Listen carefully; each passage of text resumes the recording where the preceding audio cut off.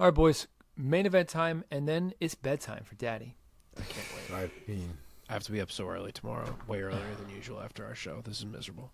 I'm so sorry. Yeah. Okay, I'll make this fast.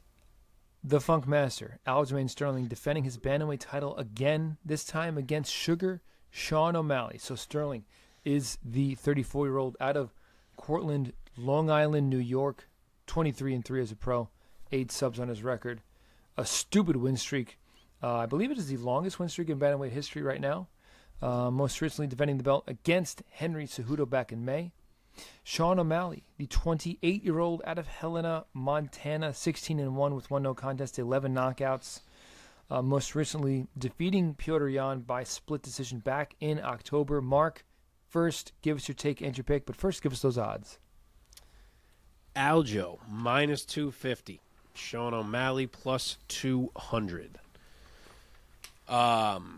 4 inches of height for O'Malley, as we know he is the taller man. 1 inch of reach for him as well. Sean O'Malley's really good. His timing is otherworldly. His ability to land shots is second to none. He is longer. He will find openings on the feet for as long as they're on the feet. And he does have solid grappling defense from what we've seen thus far. Like, look at the way he was able to get up against Piotr Jan. But, with all that said, I just think the size, the strength, and the truly elite level of wrestling and grappling of Aljamain Sterling may be too much. And it really is interesting because whenever Aljo does have to reset on the feet, I think he has a harder time dealing with what O'Malley brings than with what a Jan or a Cejudo brought necessarily, just because of the way O'Malley can set things up and how sharp his timing is. But with that said, it has to be all boxing from O'Malley because knees and kicks feel like way too much of a risk in this particular matchup when he has to do all he can to keep Aljo from grabbing a hold of him.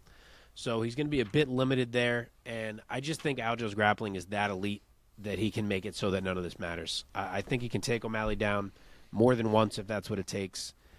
And I think his control is just abnormal, to put it bluntly. Like, I could see him beat O'Malley up a bit on the ground, either from, like, mount or back mount or some situation where, like, an arm is trapped for O'Malley, something like that, and then just eventually wrap up a choke and get him out of there. So I am going to say round 2 rear naked choke for Aljamain Sterling to retain. I won't be shocked if O'Malley pulls something off, to be clear. I really won't. But sure. I am rolling with Aljo. Round 2 sub. I'll go next. I agree. I think this could be a very close fight. And I would love, don't get me wrong, I would love for that to happen. Both of these guys are winners. Let's get that straight. I think they both have only lost once or twice each. So that comes down to a stylistic matchup then. Like the styles, I think O'Malley's in trouble, to be honest. Would I be surprised if he pulls off some magical knockout? Not really. But I have to go with the smart pick here. Aljamain Sterling by submission via rear naked choke or something like that. Or a UD by control. But for my official pick, I'll say submission round 3 for Sterling and Still. Omar, you made it to the end. Omar, you made it, buddy. Yes, sir. I think this is a terrible matchup for O'Malley. I think O'Malley obviously has, that sniper kind of style to him. He does.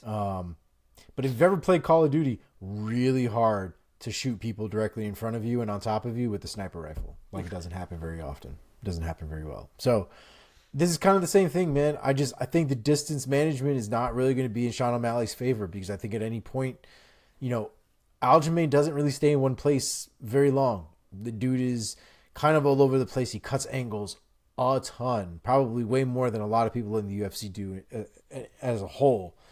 And I think his striking is criminally underrated. I think